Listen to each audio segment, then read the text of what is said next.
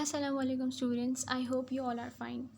Today we are going to continue the question answer of the chapter The Last Sermon of Holy Prophet Peace be upon him.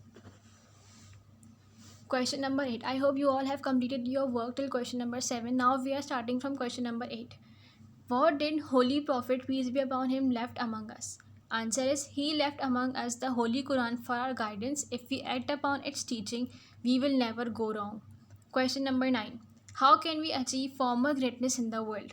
Answer is formal greatness in the world can be achieved if we read, understand and act upon the teachings of Holy Quran. Question number 10. What status was given to the women by our prophet? Answer is our prophet gave the women their due status. Before the advent of Islam, the women were degraded and disregarded. But according to the teachings of Islam, they were given complete security and right of inheritance.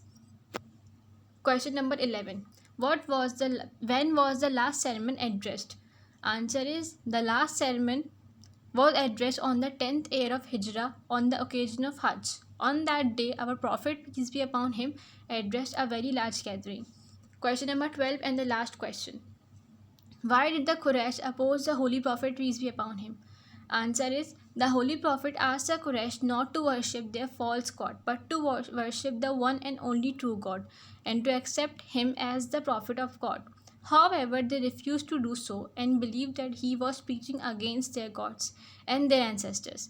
So they opposed the new religion of Islam, and their fierce and terrible opposition made it impossible for the Prophet, peace be upon him, to continue being in Makkah and compelled him to leave that city, Makkah.